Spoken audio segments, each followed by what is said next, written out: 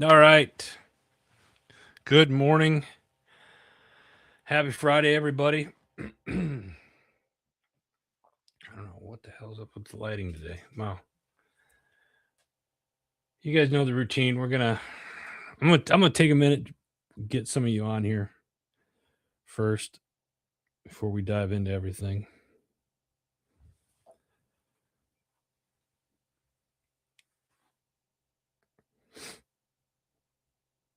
So if you jump on, let me know you say hello. Or say hello. Let me know you're out there.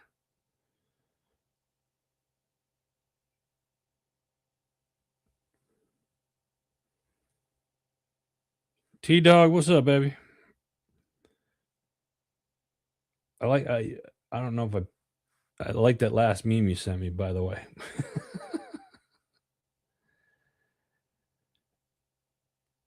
Just wait another minute here and then we'll get started. Some people over on the IG, appreciate you guys. Thank you. Who else we got? Get some people showing up. Keep them coming, folks. We're about to get started here in just a minute.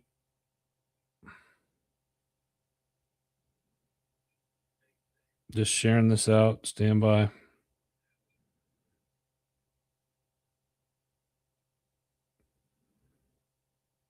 Or maybe not. I don't know. We'll see.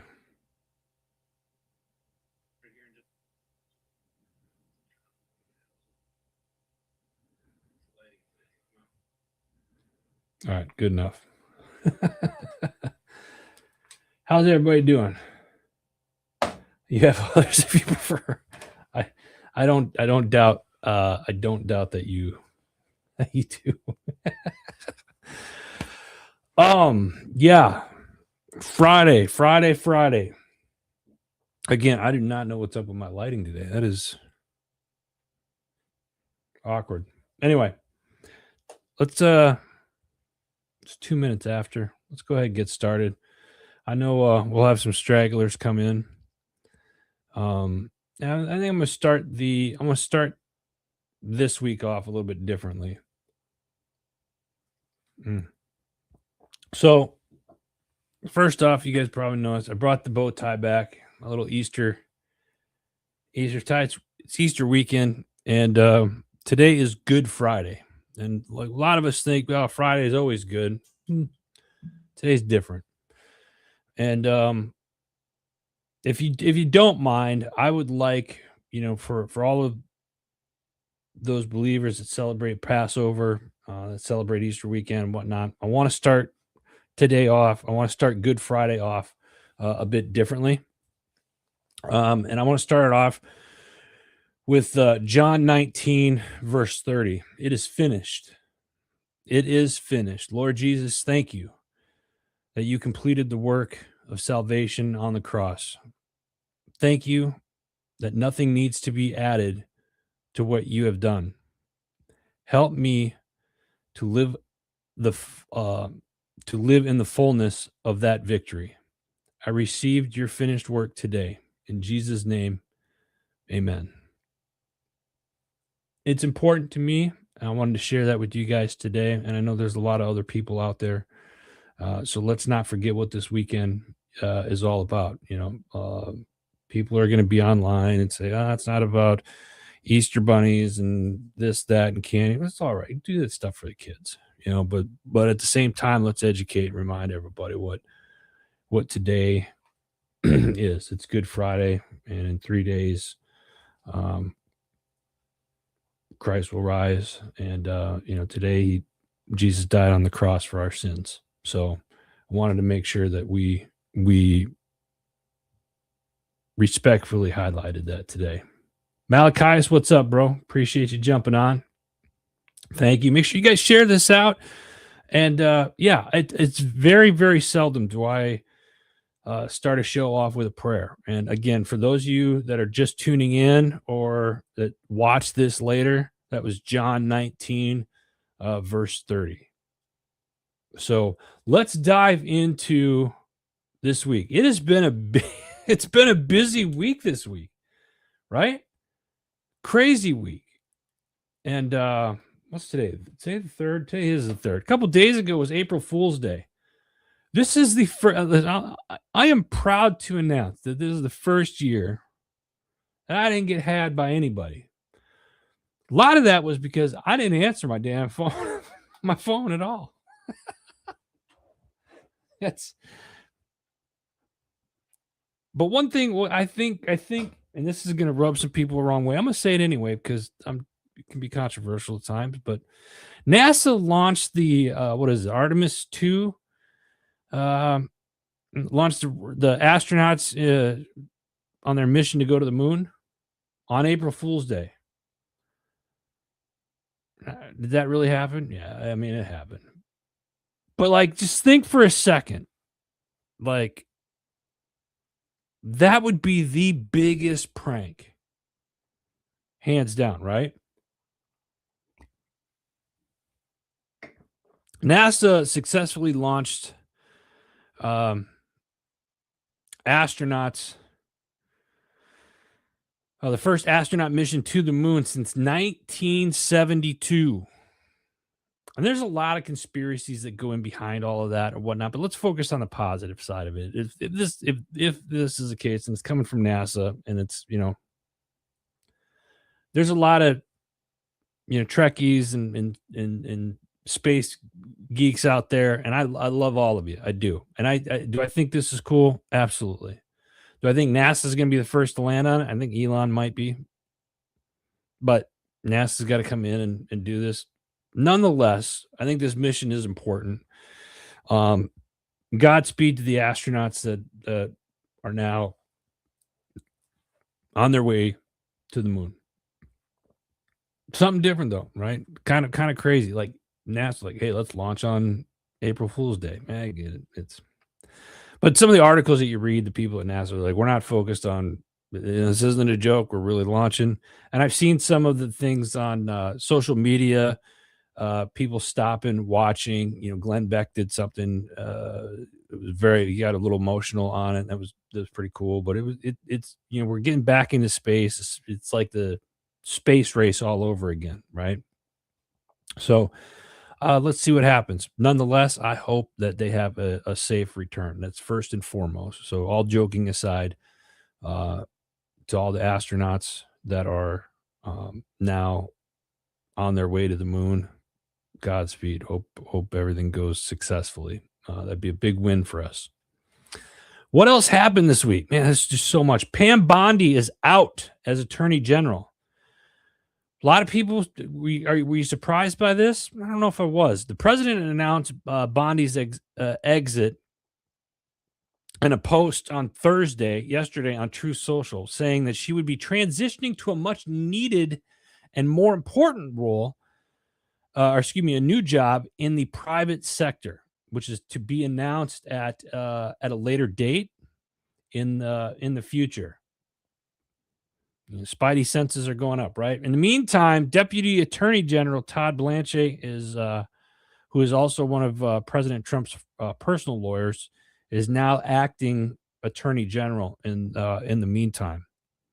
Really, kind of what's stirring up with the Bondi thing, and where is she going? That's so important in the private sector. Interesting. It's actually going a little bit faster than I thought it was. So we're going to keep going. Again, if you guys jump on, hey guys, see you over there. Thank you. Appreciate you. Make sure you share this out. I don't know. Maybe we're getting shadow banned a little bit because I started off with a prayer. Oh well. What else happened? Military. What's going on in the military right now? A lot of stir-ups in the military right now. Defense Secretary Pete Hegseth has asked General Randy George, the Chief of Staff of the Army, to step down and retire. This is according to defense official who confirmed on Thursday's CBS News report. A slew of other things went on there. I guess General George was appointed by the Biden administration. There was in several articles, they did say that they wish him well. He's just asking him to retire. And I found in one other article, it wasn't mentioned a lot, but two other generals were fired. A Pentagon official confirmed, and their General David Horden, who became the head of the service's Training and Transformation Command this past October, and Major General William Green Jr., who's the Chief of Army Chaplains. So I found that very interesting. Army, the 2-star, who's the head of the entire Army chaplains, was fired, and they didn't give any real reason behind it, not yet, at least. So I've tried looking for it. I haven't found anything. If you guys see anything or hear anything, let me know. But I found that to be very interesting. I've got some inside sources looking into it as well. Ken, good morning, brother. Appreciate you jumping on. Thank you. So yeah, it seems to be a stir up down at the Pentagon right now. Army Chief of Staff, hey, you need to retire. And then Training and Transformation Command, you got to go. And then the Army chaplains, I guess, with the new, I don't want to say rank structure, the chaplain thing, just, I don't know, everything that's been going on with the chaplains lately, with the rank and everything like that, it just seems there's pros and cons to that. The more I think about taking the rank off the chaplain, because if you're going, I had this conversation earlier this week. If you're taking the rank off the chaplains, in theory, you're supposed, and we've talked about this, I'm going to bring it up again. If you take the rank off, it's supposed to make it more comfortable for lower enlisted people to go to Chappie. Here's the thing, though. When the chaplain's in meetings and stuff like that, are they going to be talked at instead of talked to, right? So now you just, I don't know. It's I'm not going to go down that rabbit hole, I guess. I'm sorry. I got into it, but having this conversation with a friend of mine, he made a good point. He's like, well, you take that off, then why don't you do that to officers that don't lead troops, right? Because chaplains don't necessarily, I don't want to say lead troop, but they're not company commanders or anything like brigade commanders or anything like that. So why don't you do that then to other departments that don't have a command? That makes sense? Am I making sense? What do we have here? Yeah, T-Dog. Okay, I see you. Here's the thing. I'm gonna put what T-Dog over on YouTube said. I know there for the longest time in the military, they were creating a lot of positions for upper staff or higher enlisted officers, just to kind of keep them in. And I think they're starting to clean that out a little bit more. But the interesting thing is just everything, the stir up around the Pentagon and the military right now is really something to pay attention to. That said, let's keep with the theme, and Pete Hegseth over there. New order lets troops carry personal firearms on base. I want to hear from you guys on this one. Leave a comment below. What are your thoughts on this? New Hegseth order lets troops carry personal firearms on base. David, good morning to you. Just in time.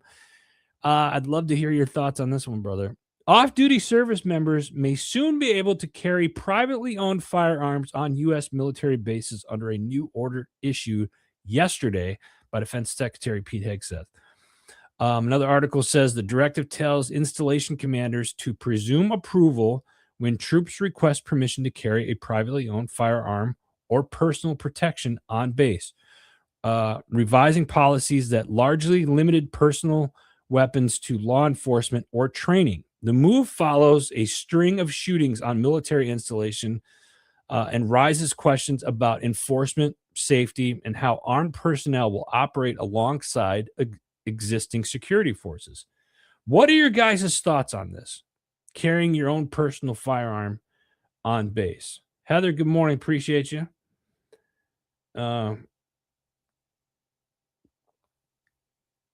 We do anyway. He just made it legal. Oh, all right. Well, there you go.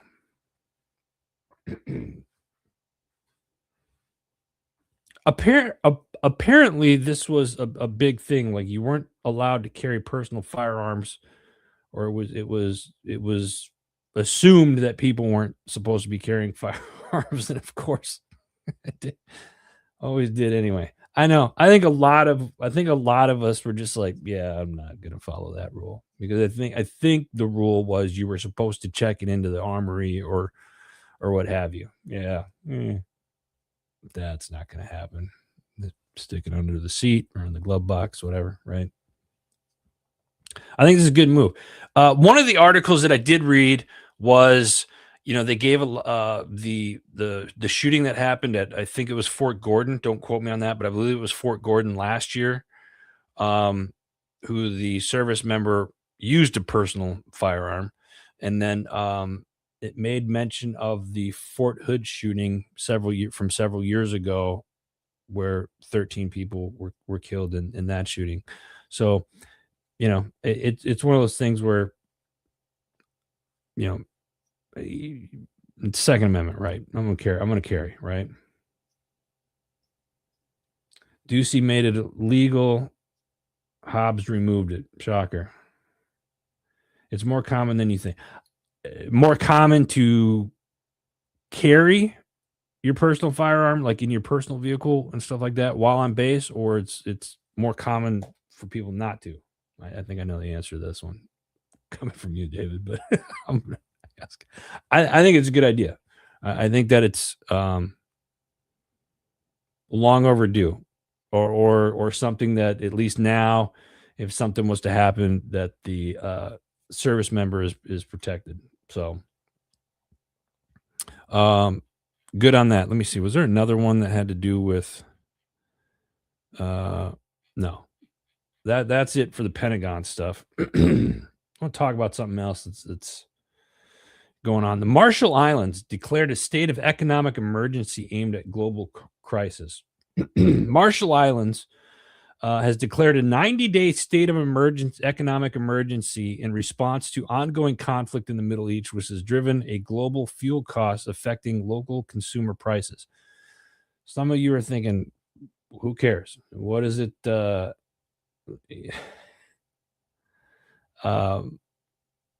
get the comments in a second, guys. What does Marshall Islands have to do with us? Well, you'd be surprised. The president of the Marshall Islands on the March 26th said Marshall Islands relies heavily on imported goods, including fuel, food, building materials, and other basic needs.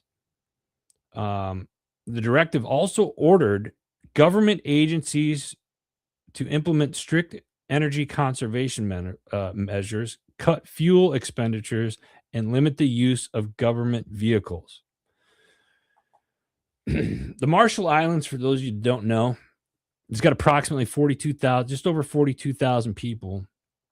It's 291 million $1 economic economy. Geez, is primarily supported by U.S. grants under the Compact of Free Association, which accounts for 60% of the national government's budget. Here's a little history lesson about the Marshall Islands for those of you who don't know. The U.S. captured the islands from Japan in 1944 during World War II and became a strategic military base, which last I heard is still used to this day.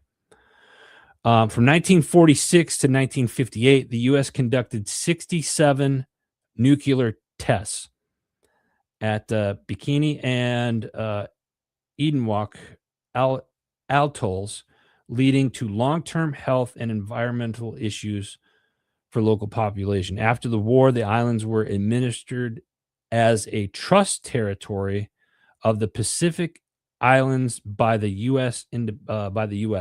Independence, the Marshall Islands gained independence in 1979, entered into the Compact of Free Association with the U.S. in 1986, which provided financial assistance and defense support. So there you go.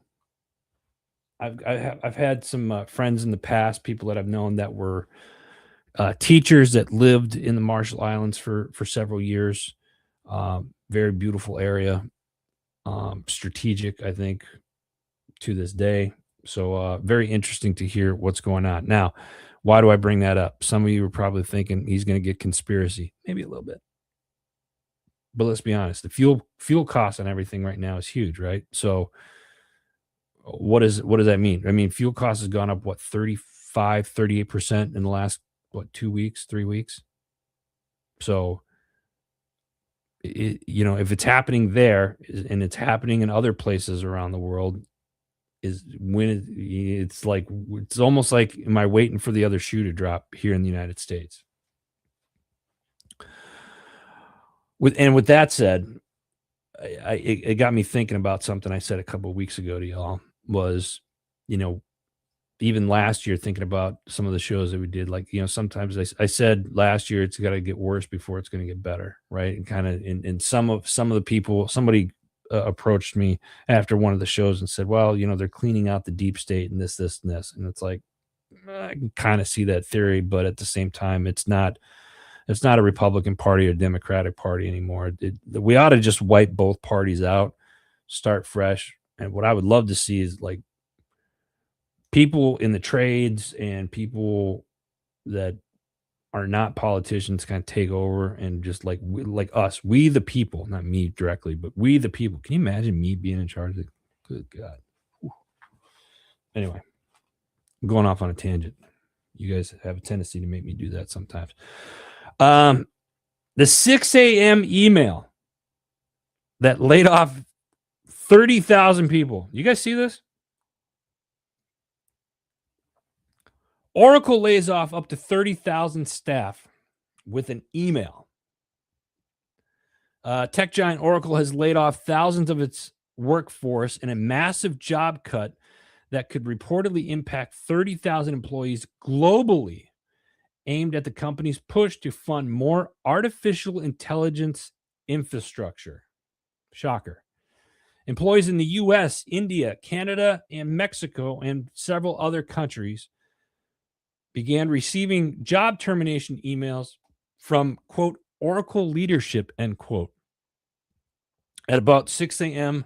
local time Tuesday morning, sparking what could be the largest layoff in the company's history.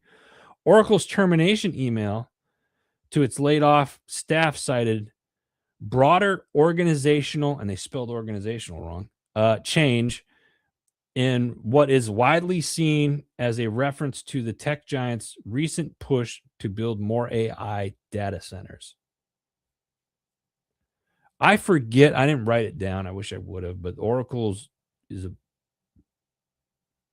gabillion dollar company, and they just laid off 30,000 people.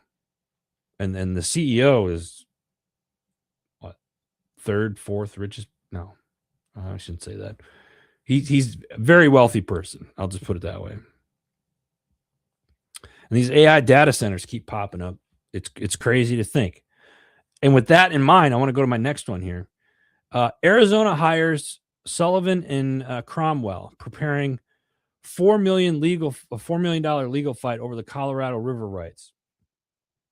David, Ken, I'm talking to you guys. Matt, my Arizona, J-Mac, a bunch of people down in Arizona. This was recent. Well, it might have been a week or two ago, but Arizona is hiring one of the country's top law firms that signals readiness to take its Colorado River water fight to court. There's been an ongoing thing, I guess, now for years with the Colorado River and the water rights. And I'm just going to paraphrase and kind of sum this up briefly here, but Arizona already committed $3 million to the Colorado River Litigation Fund set up in 2025. State lawmakers are considering adding approximately $1 million more dollars during the 2026 budget that would bring the total to the legal commitment around $4 million. Why is this important? Well, you guys have heard me talk about all this stuff that is happening in Arizona with AI data, big AI data centers, and they've got North Scottsdale is building like this $1 billion town that's supposed to do an X, Y, and Z. AJ Richards, good morning, brother. Appreciate you. There's a lot of building that I've been following some people on Instagram. I've talked to some. I got a friend of mine that's a builder down in the Phoenix metro area. He's been hearing things about it, starting to see things like this coming to fruition. But this lawsuit, this comes after years of failed negotiations. 7 Colorado River states have spent 3 years trying to agree on new water sharing guidelines for after 2026. They missed the federal deadline in November of 25, and they missed another one in February. So the talks remain deadlocked. Here's the thing. Water rights, AJ, I'm going to put this up here. Water wars are coming. I would respectfully disagree and say they're here already. You're probably going to see more of them, right? You got Vegas, you got. I'm going to take Arizona and the Phoenix area down in the valley. You're building these big AI centers, and you already have water shortages, right? We already have water shortages down there. Why are we building these big ass data centers in the desert that needs water to cool everything? And then and the Phoenix area is just getting bigger, right? And a couple years ago, but last year, I think they finally cut out the alfalfa farm out in the Yuma area that was using 90% of Arizona water. So they cut them out finally. Great. Now we have all this. So let's just use the data. What about the people? It's you guys in Arizona that are paying for this. I would be pissed off. But that's just me. I am pissed off. I still got family there. A lot of my friends are still down there. I've got big investments down there myself. It's ridiculous of what's happening. And it doesn't help me understand. Make it make sense to me why we're putting data centers in the middle of the desert. Make it make sense. Please. And while you're thinking about doing that, one thing that wasn't mentioned much, and AJ, I'm so glad you're still here because I want you to comment on what I'm about to say. Yeah,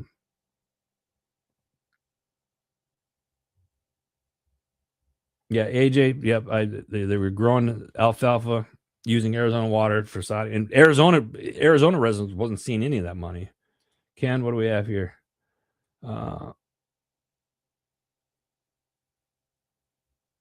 Oh, geez. Wow. Yeah. And cheap land. Yeah, it's cheap. Yeah, especially up North Phoenix or north of Anthem. AJ, I want you to add to it. This is a big one. Nebraska wildfires have been going on a lot. And one of the biggest fires now, I think it was it burned 630 plus acres, is finally considered to be contained. Why is that important? Why would I be bringing this up? Because there's a lot of ranchers and farmers. You guys hear me talk about ranchers and farmers often. We got an subject matter expert in this field in the comment sections on Facebook right now, Mr. AJ Richards from thefarm.org. And AJ was just at CPAC. He just was at the White House with Secretary of Agriculture and a whole bunch of ranchers and farmers from around the country. AJ is a leading expert in this stuff, but it's food. AJ said it. It's our food. There is war on our food sovereignty. I've said this for the last couple of years, and mainly because of this gentleman, AJ, in the comment section. Keep an eye on Nebraska. That's all I'm going to say. Keep an eye on Nebraska, because there's three. There was three main fires. The one big one has been contained. There's two other ones that are still burning, and a lot of ranchers are losing areas for their cattle and whatnot. So it's something that we need to pay attention to, because cost of beef is going up as well. What do we have here? David. Yeah, okay. Before build, I don't disagree with that sentiment right there. All right. All right. That's it for the news stuff. Again, it's been a crazy week, y'all. Crazy week, and a busy one at that. With all the military stuff going on. I did read something else too, and I didn't put it in the queue today, but it was something about I think the Army's new ACT, the new combat test is finally being implemented too. That may be old news, but I'm seeing a lot of that around social media as well. So I figured I'd talk about it a little bit. A lot going on. And I'm really curious to see what happens with Pam Bondi. Let's not forget, friendly reminder, let's not forget what today is. Today is Good Friday. And those of you that are coming in late, I started the show off with a prayer, John 19, verse 30. Go ahead and look that up if you'd like. Yeah, because for me it's important. But let's get into some things. We got some events coming up starting tomorrow, Mañana. Annual Heritage Fishing Day with our friends down at Green Valley Hunters Paradise. Thank you, AJ. Yeah. This is a great place to be. This is down in Bath County, Virginia. It is beautiful. You got to go over several mountains to get there. It starts at 12. But if you're looking for something to do and you're out east, I would strongly encourage you to go check out Green Valley Hunters Paradise. Come on out to the annual Heritage Fishing Day. $50 for adult, $25 for a child. Limited 5 trout per person. It's down in Millboro, Virginia, Bath County, Virginia. Beautiful county. Stock pond and stream. It's beautiful. I go down there. I went down there. I spent the majority of the fall down in this area. And Luke and Clint and everybody down there is just it's great. So go check it out. That's tomorrow. Starts at 12. Also up, and I don't have a flyer for this one, but one of our community partners, Jim Neary's Live Bait and Tackle. Tomorrow they have their first Warriors on the Water event here in Pennsylvania, southern Pennsylvania to be exact, down in Kirkwood. Jim Neary's Live Bait and Tackle. You can go check them out on Facebook if you're interested. I believe push off time is 6 a.m. So go down if you're out east, or if you're in northern Maryland or Pennsylvania and want to go fish tomorrow. I'm certainly thinking about it myself. Warriors on the Water event. If you're a veteran or first responder, highly encourage you to go. It's a lot of fun. So stay tuned and check that out. Next up, listen, you guys have heard me talk about this for a couple months now. Military Creator Con, right around the corner. I'm leaving in less than 2 weeks for this to head down to Arlington, Texas. I'm going to say this right now. I've got a couple more tickets, 50% off. HMG 50. I think I could say that still. Well, I'll ask for forgiveness later if not. Go to militarycreatorcon.com. Get your tickets right now. There's still a couple left. Yeah, I'm putting it out there. So here you go. You know what? I'm going to put it in the comment section below. I hope to see you guys there. We got a all-star lineup of speakers that are going to be there this year. So check it out. If you want to go, use promo code HMG50 and you get 50% off your ticket. Hope to see you guys there. Next up, Right after that, May 2nd, we're going to be down in Palm Harbor, Florida. So we're going from Texas down to Palm Harbor, Florida for the Hero Fest, second annual Hero Fest, in collaborations with Krabby Bill's. It's going to be, where's it going to be at here? Palm Harbor. They've got 2 stages, 5 bands, a couple VIP areas. And here's the cool thing. They got over 150 vendors that are going to be there. So it's called Rock the Harbor event, Hero Fest. It's going to be awesome. Come check it out. You could go to HeroFestFL.com for more information. And for those of you who don't know where Palm Harbor is, it's kind of like on the other side of the bay from Tampa, just north of St. Pete. So beautiful area, a lot of fun. Come check it out.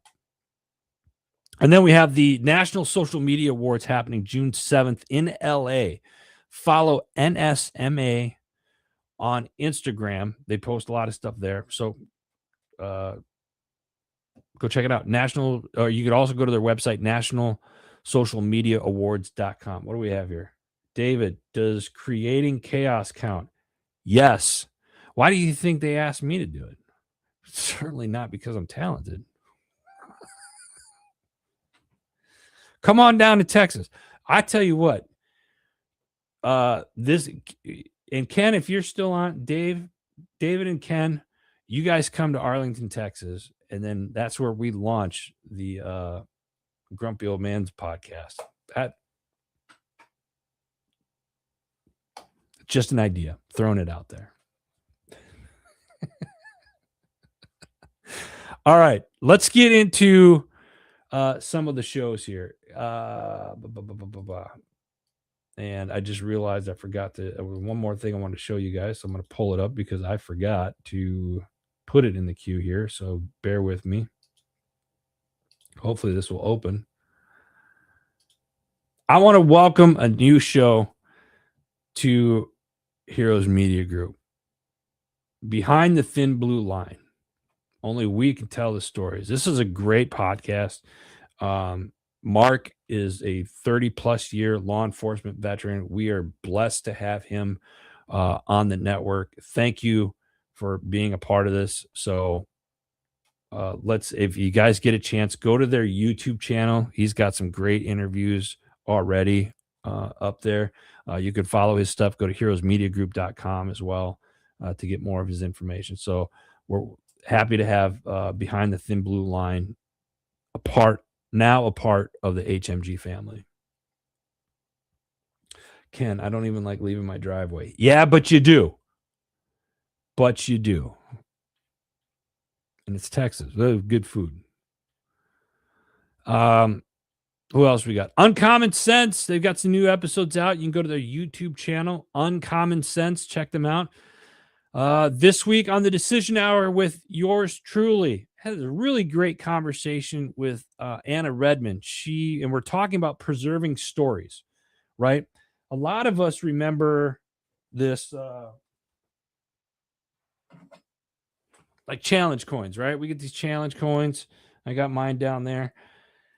Now they're digital challenge coins. So you could take a challenge coin, digitize it, and then put the story behind it, the meaning behind it, how you got it. You can give it to a friend or what have you. A lot of us, we like the solid. We like the physical side of it. We all know, veterans, military personnel, we know what it means to have to be coined, right? It's a part of our traditions and whatnot, but it's here. Well, this Harvard alum and founder of Brav, Anna shares her journey from venture capital and thought leadership to transforming a physical security industry with a mission centered on helping people feel safe. But then she was like, wait a minute. I love the veteran community, and it's inspired her. The stories behind the challenge coins inspired her to create a digital twin system that preserves each coin's story, strengthens connections, and builds a lasting legacy through blockchain technology. So they're taking this and what they're doing is you can put this on the blockchain, and underneath it, and I've been testing this out. We've got this coming to MCC, but you can coin a person and you can tell them why they're getting it and whatnot. And here's the other thing, like, God forbid something happens to you and you take your coins and pass them down to your next of kin. They can get on and see why you got the coin, the story behind the coin, where you got it, the purpose of it, et cetera, et cetera. It's pretty cool. So check it out. That's the decision hour this week. What do we have here?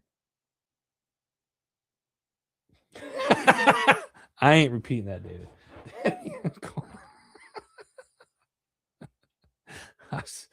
Oh. Next up, we got the Double S podcast. Sunday night, they're hitting a little bit of everything. They had a range of topics to talk about. It's fishing season. Fishing season is now up and open. So they're talking fishing, faith, society, health, and a whole lot more. Check it out. I stopped looking at the comments. Next up, we got the Misfit Nation podcast. What happens when a soldier survives combat overseas only to face a different battle at home? A lot of us understand what this is going through, right? The host Rich LaMonica sits down with Purple Heart combat veteran Jeremy Kevin Jackson. Jeremy's got a crazy story. He was severely wounded in Iraq August 13th of 2005 when a 7.62 sniper round struck his left arm, causing permanent nerve damage and paralysis. The injury ultimately led to his medical retirement from the Army. He gets out, comes home, goes through a slew of stuff, and he's going through a court battle and legal custody. And he talks about that in more detail. So Jeremy shares his story, his perspective on what happened, and why he believes his experience highlights larger issues within family courts and legal systems that affect parents across the country. Amen to that. Check it out. That is Misfit Nation podcast. And they do several episodes each week. AJ, yes, it's like a certificate with a QR code to go with the coin. Yeah, it's so you like, and here's the thing about this real quick about the coin, because it's really awesome. Go check it out. Go listen to the episode. I've sent a couple of coins out. HMG will have a coin that I'll be sending out digitally to people, listeners such as yourselves and stuff like that. We'll be doing a contest once that's live, so stay tuned for that. But it's pretty cool. Next up, Homefront Sit Rep podcast this week. Take listeners on a deeply personal journey through memory, sacrifice, and long overdue recognition, centered around Honor Flight and the powerful work by Jeff Gottsfield. The episode, and Jeff is an author, talks about his book. It's about a moment that thousands of veterans carry in their hearts for decades. It's pretty cool. Check it out. Homefront Sit Rep podcast. Next up, we got the Arms Room show. This week we'll be having guests.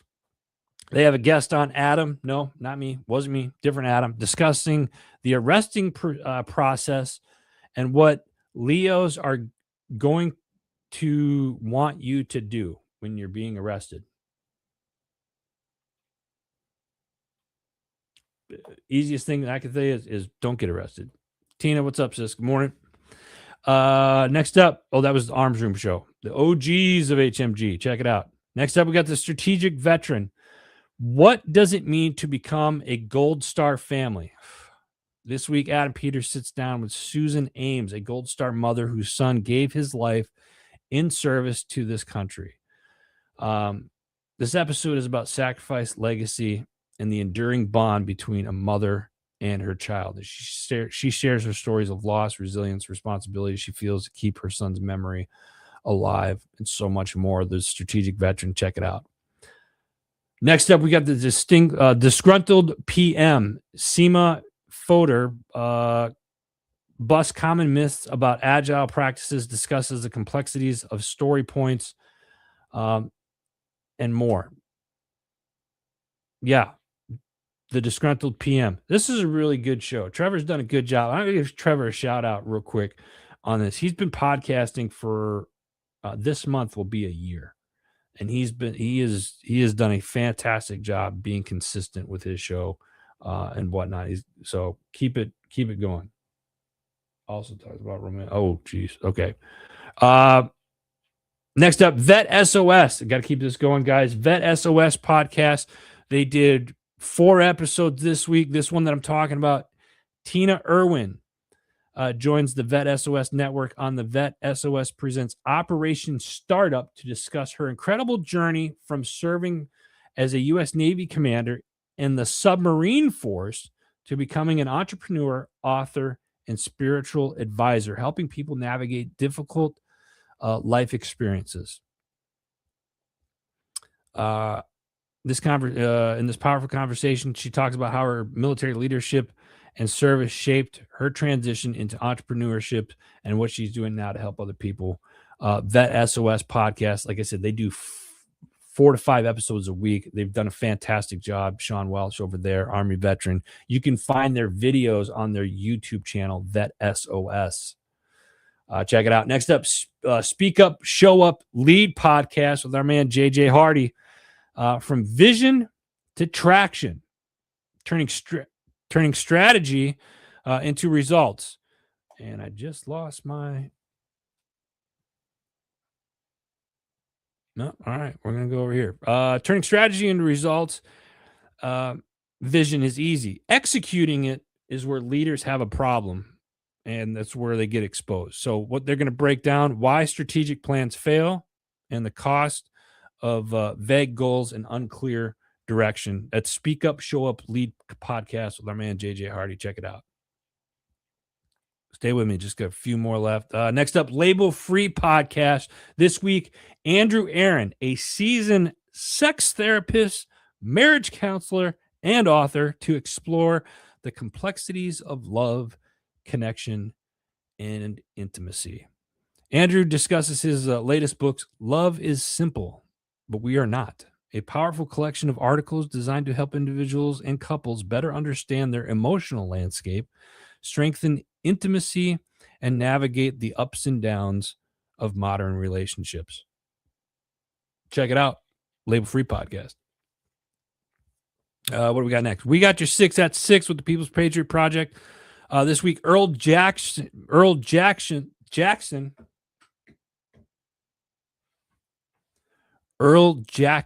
of Mission Ready Men, a man whose journey led him from simply getting through life to embracing a greater purpose rooted in faith. This was great. They also had music from Justin Jeanson, an artist whose work is deeply personal and rooted in lived experiences. Check it out. They do a couple shows each week, but we got your 6 at 6 every Sunday night, 6 p.m.